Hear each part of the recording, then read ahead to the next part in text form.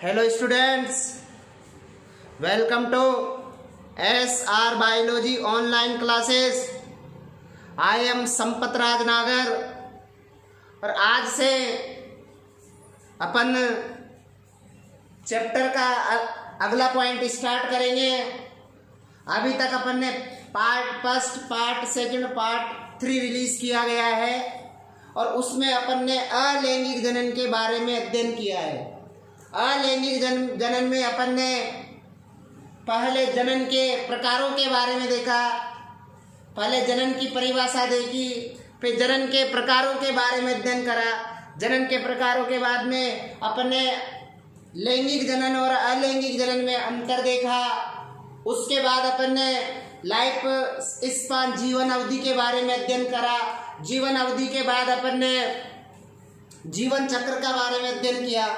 फिर उसके बाद अपन ने क्लोन की परिभाषा के बारे में अध्ययन किया। क्लोन क्या होता है? क्लोन क्या, जब कोई भी जनक से उत्पन्न होने वाले संतान क्या हो, आकारिकी व आनुवांशिकी रूप में समान होती है तो वो क्लोन कहलाता है। क्लोन के बाद अपन ने अलैंगिक जनन की विधियों के बारे में अध्ययन करा। अलैंगिक जनन की विधियां कौन कौन सी होती है? अपन ने खंडन के बारे में देखा। खंडन कौन कौन से जीवों में होता है? खंडन बहुकोशिकीय जीवों में होता है। उसके बाद अपन ने खंडन के बाद विखंडन के बारे में अध्ययन किया। विखंडन भी 2 प्रकार का होता है। द्विविखंडन के बारे में अध्ययन करा। द्विविखंडन किसमें होता है? द्विविखंडन अपन ने अमीबा के बारे में देखा। उसके बाद द्विविखंडन हुआ। उसके बाद अपन ने अध्ययन करा अमीबा में, युगलिना में, पैरामीशिया में द्विविखंडन भी अलग अलग टाइप का हुआ। फिर उसके बाद अपन ने देखा बहुविखंडन। बहुविखंडन अमीबा में भी पाया जाता है और प्लाज्मोडियम में भी पाया जाता है। जो बहुविखंडन होता है वो प्रतिकूल परिस्थितियों में संपन्न होता है। उसके बाद अपन ने देखा खंडन, फर्स्ट खंडन देखा, सेकंड देखा द्विविखंडन, थर्ड इज अपन ने देखा मुकुलन के बारे में, बडिंग के बारे में। बडिंग क्या होता है? बडिंग एक विशेष प्रकार का मेथड है जिसमें अतिवृद्धि निकलती है। अतिवृद्धि निकलने से वो मुकुल कहलाती है और मुकुल के बनने की प्रक्रिया को मुकुलन कहते हैं। मुकुल जैसे बन गया, मुकुल बनने के बाद उसमें एक स्टेज आती है टोरुलावस्था। जब मुकुल जनक के या तो जैसे मुकुल बनता है, मुकुल बनने के बाद वो या तो वो जनक से ही जुड़ा रहता है। मैक्सिमम ये कंडीशन होती है कि जनक से अलग होकर के वापस नया जीव बना सकती है। लेकिन कभी कभी क्या होता है, जब मुकुल ही जनक से जुड़ा रहे और वहीं मुकुल बनते रहे, वहीं बढ़ोतरी होती रहे और मुकुल वहीं एक उसी जीव जनक से जुड़ा रहे, तो उस कंडीशन को अपन पे टोरुला बोलते हैं। टोरुला के बनने की क्रिया को टोरुलेशन बोलते हैं। फिर मुकुलन भी 2 प्रकार का होता है। बहिर्जात मुकुलन होता है, अंतर्जात मुकुलन होता है। जो बहिर्जात मुकुल होता है उसमें बाहर की ओर अतिवृद्धि बनती है और अंतर्जात मुकुल को जेम्यूल भी बोला जाता है। जेम्यूल इंपोर्टेंट होता है। जेम्यूल स्पंज में बनता है, अंतर्जात मुकुलन पाया जाता है। जेम्यूल। उसके बाद अपन ने देखा अंतर्जात जैसे मुकुलन कंप्लीट होता है, उसके बाद अपन ने देखा किसका अध्ययन करा? उसके बाद अपन ने पुनरुद्भवन के बारे में अध्ययन करा। पुनरुद्भवन के बाद अपन ने बीजाणुओं के बारे में अध्ययन करा। बीजाणु भी अलग अलग प्रकार के होते हैं। बीजाणु में अपन ने देखा चल बीजाणु होता है, अचल बीजाणु होते हैं, कोनिडिया होते हैं, इनके बारे में अपन ने देखा। उसके बाद जैसे ही अपन ने ये सब देखा, देखने के बाद अपन ने कायिक जनन के बारे में देखा। कायिक जनन भी अलग, प्राकृतिक कायिक जनन होता है, कृत्रिम कायिक जनन होता है। ये पादपों में होता है। प्राकृतिक कायिक जनन भी जड़ द्वारा, तना द्वारा, पत्ती द्वारा, ये सब अपन ने देखा। कृत्रिम कायिक जनन भी अलग अलग विधियों के द्वारा होता है। इस प्रकार से अपना पूरा का पूरा अलैंगिक जनन का अपन ने अध्ययन करा। क्योंकि अलैंगिक जनन में कोई एक ही जीव की आवश्यकता होती है। इसे कोरकोद्भव कहते हैं। इसमें केवल समसूत्री विभाजन होता है। इसमें समसूत्री विभाजन के साथ साथ में इसमें क्रॉसिंग, इसमें युग्मक का निर्माण नहीं होता। युग्मक नहीं बनते हैं तो इसमें तो निषेचन भी नहीं होता। निषेचन भी नहीं होता तो संलयन भी नहीं होता, मतलब युग्मनज भी नहीं बनता। और युग्मनज भी नहीं बनता तो क्या होता? भ्रूण भी नहीं बनता। और इनमें क्रॉसिंग ओवर भी नहीं होता। क्रॉसिंग ओवर नहीं होता तो इनमें विभिन्नताएं उत्पन्न नहीं होती, और विभिन्नताएं उत्पन्न नहीं होती तो इसमें उत्पन्न होने वाले संतानें भी जनक के समान होती है। इस प्रकार अपन ने देखा कि इसमें अलैंगिक जनन में क्या होता है, मुंह अलैंगिक जनन में गुणन तेजी से होता है और ये लोअर कोर्डेट्स में पाया जाता है, लोअर प्लांट्स में पाया जाता है, ऐसा अपन ने एग्जाम्पल में देखा। इस प्रकार से अलैंगिक जनन के बारे में अपन ने देखा। उसके बाद अपन ने देखेंगे आज जो देखा जाएगा वो लैंगिक जनन के बारे में देखा जाएगा। लैंगिक जनन में क्या होता है? लैंगिक जनन में 2 जनक भाग लेंगे। लैंगिक जनन में 2 जनक भाग लेंगे जिसे नर व मादा कहते हैं। जो जनक होंगे वो दोनों आपस में एक दूसरे से विविधता दर्शाएंगे, एक दूसरे से विभिन्नता युक्त होंगे। जो जनक होगा उस जनक में ही क्या होगा? युग्मक का निर्माण होगा। युग्मक का निर्माण होगा जिन्हें नर युग्मक और मादा युग्मक कहते हैं। यदि जंतुओं की बात करें, जंतुओं में जो नर युग्मक बनता है उसको शुक्राणु बोला जाता है और जो मादा युग्मक बनता है उसको अंडाणु कहा जाता है। यदि आप पादपों की बात करें तो पादपों में नर युग्मक को परागकण कहा जाता है।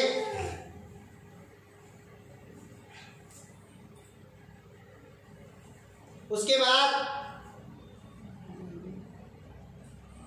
बाद अपन देखेंगे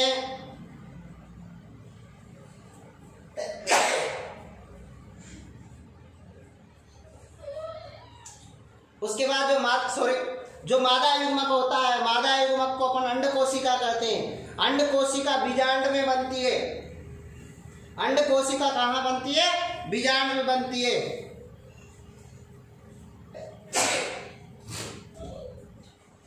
अंड कोशिका कहाँ बनेगी? बीजांड के भ्रूण कोश में बनेगी।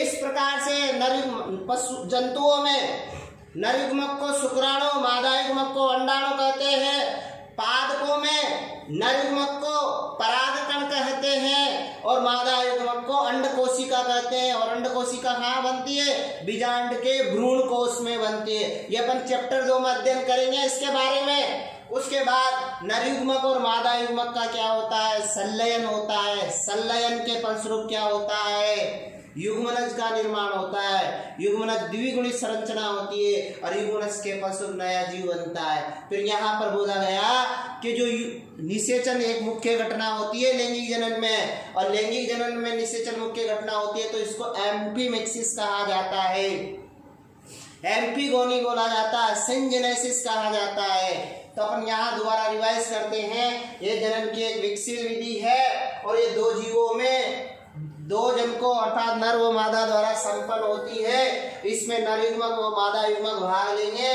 नर युग्मक को शुक्राणु, मादा युग्मक को अंडाणु कहते हैं। लेकिन पौधों में नर युग्मक को क्या बोला जाता है? परागकण। व मादा युग्मक को अंड कोशिका कहते हैं। लेकिन लैंगिक जनन की सबसे मुख्य घटना निषेचन कहलाती है। निषेचन की क्रिया में क्या होता है? नर युग्मक और मादा युग्मक दोनों संलयित होते हैं और इससे युग्मनज का निर्माण होता है। निषेचन को उभय मिश्रण कहा जाता है या एम्फीमिक्सिस कहा जाता है, एम्फीगोनी कहा जाता है, सिंजेनेसिस कहा जाता है। एम्फी जो मिक्सिस होता है उसमें एम्फी प्लस मिक्सिस होता है।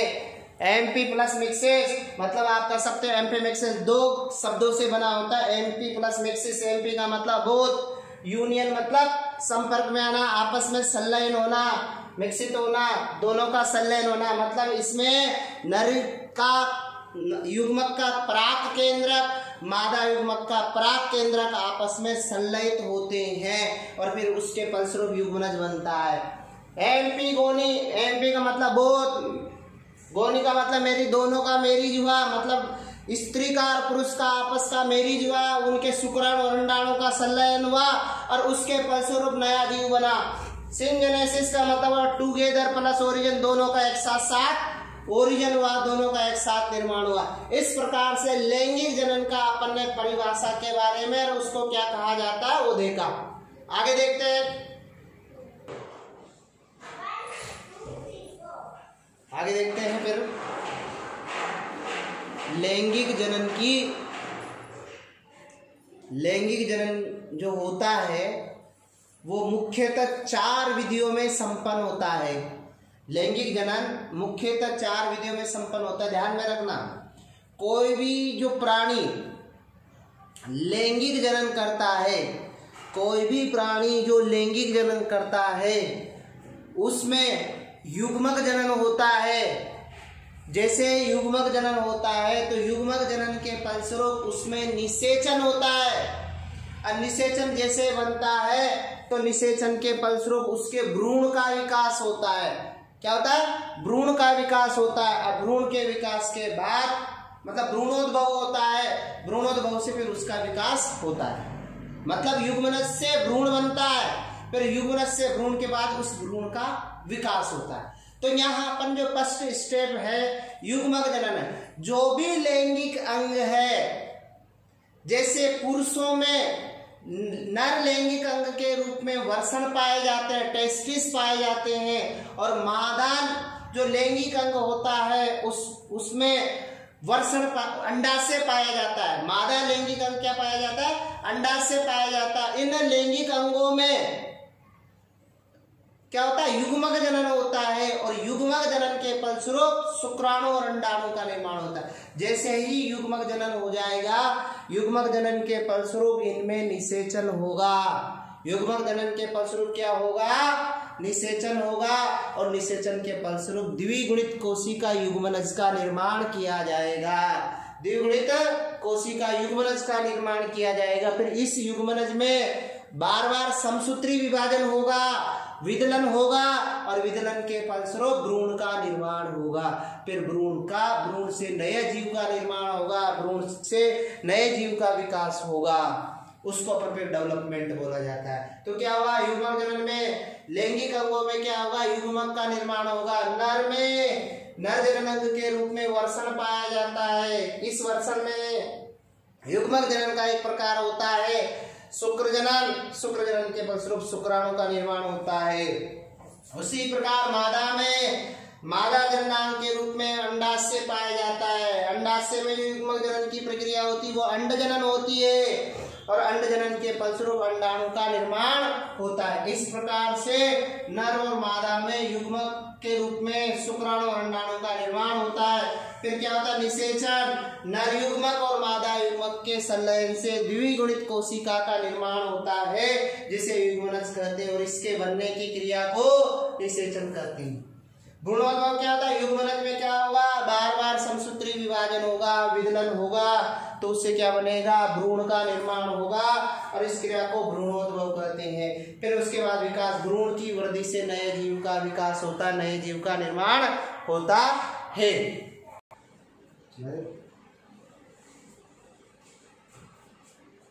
फिर आगे देखते हैं अपन लैंगिक जनन की विशेषताएं। लैंगिक जनन की क्या विशेषताएं होगी? आप यदि लैंगिक जनन में अंतर देख लोगे, और लैंगिक जनन और लैंगिक जनन में आप अंतर याद हो जाएगा, तो लैंगिक जनन की विशेषताएं आपको हूबहू याद हो जाएगी।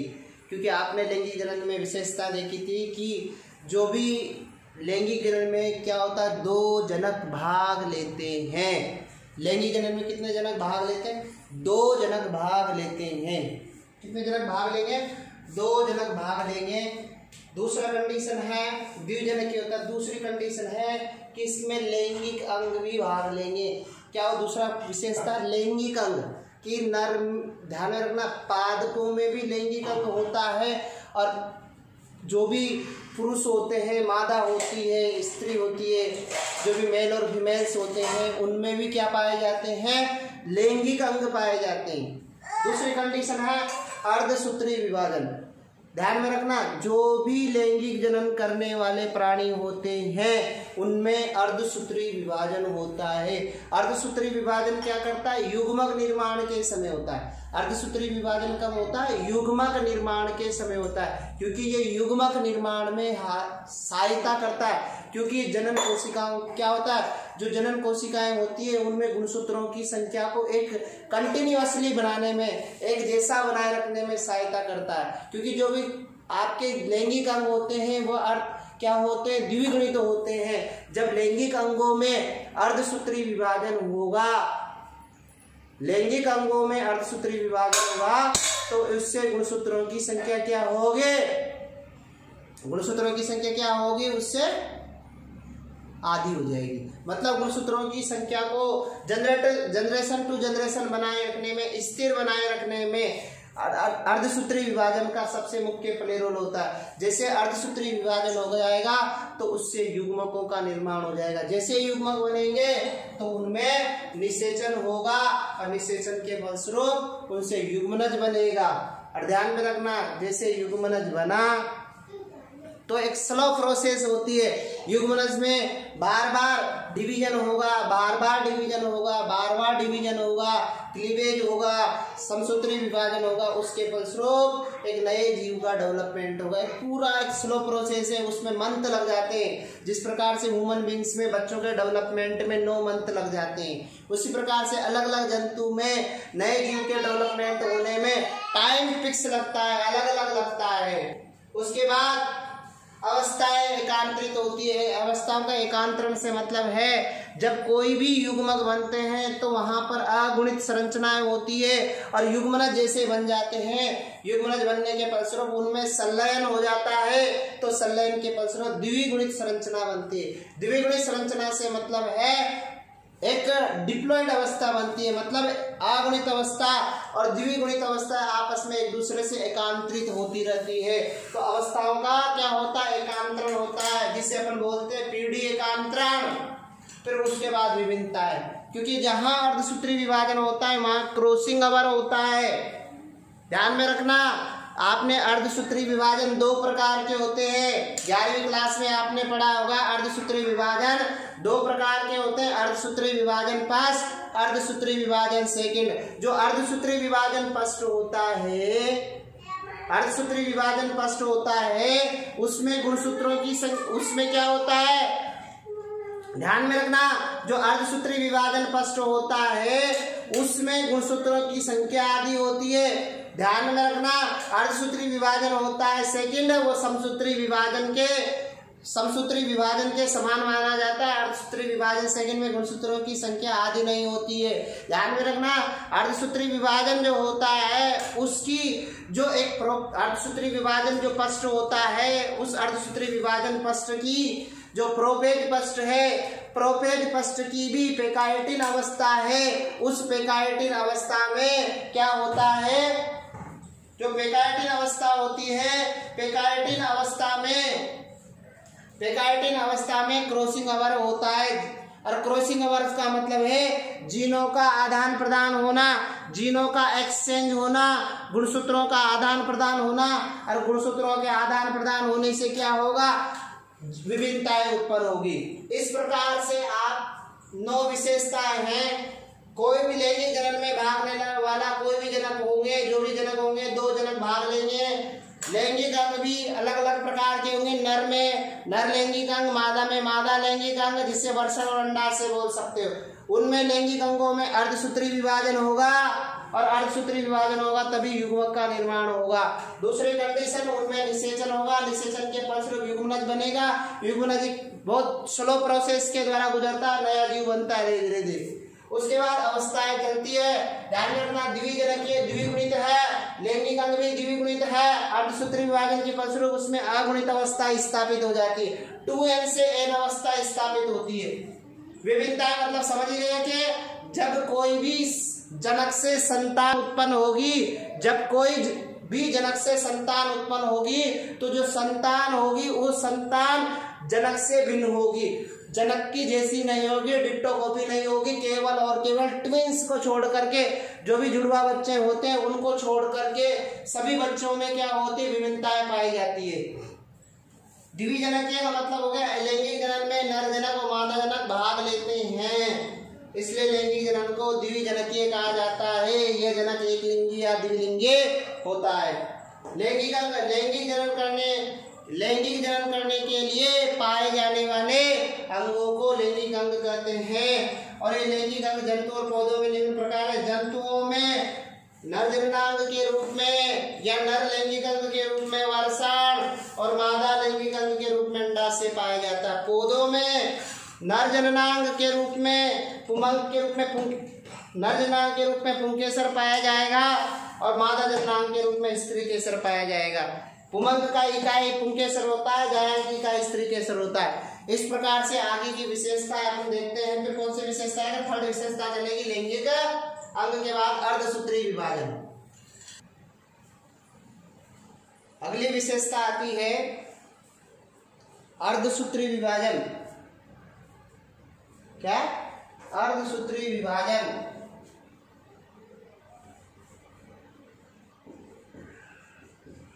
अगली विशेषता आती है अर्धसूत्री विभाजन। अर्धसूत्री विभाजन से मतलब है जिसमें गुणसूत्रों की संख्या आधी करने की पावर होती है। अर्ध का मतलब आधा, सूत्री का मतलब जो विभाजन है। तो यहाँ क्या होगा, जो भी लैंगिक अंग है उन लैंगिक अंगों में युग्मक निर्माण के समय जो विभाजन होता है वो अर्धसूत्री विभाजन होता है। और इसमें बनने वाला जो भी युग्मक होगा ना वो अगुणित होगा। दूसरा, युग्मक जो भी बनेंगे वो अलग अलग जीवों में अलग अलग प्रकार के बनते हैं। जैसे जीवों में अर्धसूत्री विभाजन के द्वारा निम्न युग्मक बनेंगे। कौन कौन से युग्मक बनेंगे? जैसे जंतुओं में नर युग्मक शुक्राणु बनेगा और मादा युग्मक अंडाणु बनेगा। पौधों में नर युग्मक परागकण बनेगा, मादा युग्मक अंड कोशिका बनेगी। कहाँ बनेगी? बीजांड के भ्रूणकोश में बनेगी। क्लियर यहाँ तक? निषेचन क्या होता है ध्यान में रखना। जंतुओं में निषेचन की खोज सबसे पहले अरस्तु ने की और पादपों में निषेचन की खोज सबसे पहले स्ट्रासबर्गर ने बताया। और जो आगे निषेचन की क्रिया को और ज्यादा जो डिस्क्राइब किया गया ओ हर्टविग ने, जी न्यूपोर्ट ने, वो फोल ने बताया। और पादपों में डबल फर्टिलाइजेशन के बारे में, पादपों में द्विनिषेचन के बारे में एस.जी. नावास्चिन ने की लीलियम व फ्रिटिलेरिया पादपों में अध्ययन करा था। किसमें करा था? लीलियम व फ्रिटिलेरिया पादपों में। तो निषेचन के बारे में, जंतुओं में निषेचन की खोज सबसे पहले अरस्तु ने, पादपों में सबसे पहले स्ट्रासबर्गर ने, फिर उसी के बाद निषेचन क्रिया को वो हर्टविग, जी न्यूपोर्ट, वो फोल ने बताया। इनके अनुसार नर युग्मक व मादा युग्मक के संलयन को निषेचन कहते हैं। पादपों में डबल फर्टिलाइजेशन के बारे में एस.जी. नावास्चिन ने बताया। आए समझ में? आगे अपन चलते हैं। और अब तक अपन ने कौन कौन सी विशेषताओं के बारे में देखा? अभी तक अपन ने देखा 5 विशेषताएं देख ली है, 5 विशेषताएं देख ली। कैरेक्टरिस्टिक्स ऑफ सेक्सुअल रिप्रोडक्शन के बारे में। 6 अपने देखते हैं युग्मनज। युग्मनज कब बनता है? जब युग्मक बनते हैं, युग्मक का आपस में संलयन होता है। युग्मक का संलयन हो जाता है, उसके फलस्वरूप युग्मनज बनता है। ठीक है? और युग्मनज जैसे ही बनता है तो युग्मनज के द्वारा फिर बाद में भ्रूण का निर्माण होता है, फिर उसका विकास होता है और विकास के द्वारा नया जीव बनता है। दूसरी कंडीशन है कि जो लैंगिक जनन है होता है वो एक अति धीमी प्रक्रिया होती है। ध्यान में रखना, लैंगिक जनन और अलैंगिक जनन में अपन ने बताया था कि अलैंगिक जनन में जो भी संतानें बनती है, लैंगिक जनन में जो भी संतानें बनती है वो कम समय में बहुत ज्यादा बन सकती है, कम समय में बहुत ज्यादा बनती है। और यहां पर समय ज्यादा लगता है, वहां संतानें अनलिमिटेड बनती है और यहाँ संतानें लिमिटेड बनती है, सीमित संख्या में बनती है। यहाँ गुणन कम होता है, वहां गुणन ज्यादा होता है। उसके बाद अवस्थाओं का एकांतरण। कोई भी पीढ़ी चलती है, कोई भी जनक पीढ़ी होती है तो जनक हमेशा द्विगुणित होता है। जंतुओं में स्टार्टिंग में जनक द्विगुणित होता है और उस जनक द्विगुणित अवस्था से फिर युग्मक बनते हैं अगुणित। तो द्विगुणित पीढ़ी और अगुणित पीढ़ी आपस में एक दूसरे से अल्टरनेट चलती रहती है। पहले अगुणित बनी, फिर द्विगुणित बनी, द्विगुणित से फिर वापस अगुणित बनी। ऐसे क्या होता है, इनमें एकांतरण चलता है, इसलिए इसको अवस्थाओं में एकांतरण या पीढ़ी एकांतरण बोला जाता है। उसके बाद अपन ने विभिन्नताओं के बारे में बोला। जब कोई भी जनक होता है युग्मक निर्माण के दौरान उसमें अर्धसूत्री विभाजन होता है।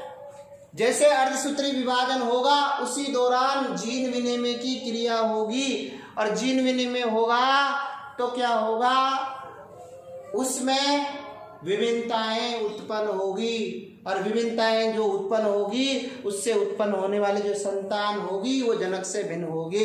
ऐसा अपन ने पहले भी देखा बताया।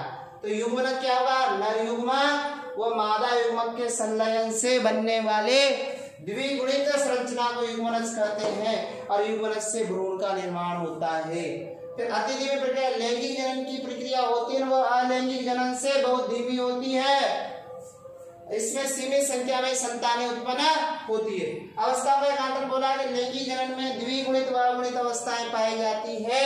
इनके एकांतर क्रम को पीढ़ी एकांतर कहते हैं, अल्टरनेशन ऑफ जनरेशन कहते हैं। विविधताएं मतलब लैंगिक जनन में अर्धसूत्री विभाजन के दौरान क्या बनते हैं, युग्मक बनते हैं। क्या बनते हैं, युग्मक। और इस दौरान अर्धसूत्री विभाजन द्वारा क्या होता है, जीन विनिमय की क्रिया होती है, क्रॉसिंग ओवर की क्रिया होती है, और इस जीन विनिमय के द्वारा क्या होती है, विविधताएं, और जिनसे संतानें उत्पन्न होती है। इस प्रकार अपन ने लैंगिक जनन की विशेषता देखी कि लैंगिक जनन द्विजनकीय होता है। लैंगिक जनन में लैंगिक अंग पाए जाते हैं, इनमें अर्धसूत्री विभाजन होता है, युग्मक बनते हैं, निषेचन होता है, युग्मनज बनता है, अति धीमी प्रक्रिया है, अवस्थाओं का एकांतरण होता है, विभिन्नताएं उत्पन्न होती है। इस प्रकार से लैंगिक जनन की विशेषताएं कंप्लीट होती है।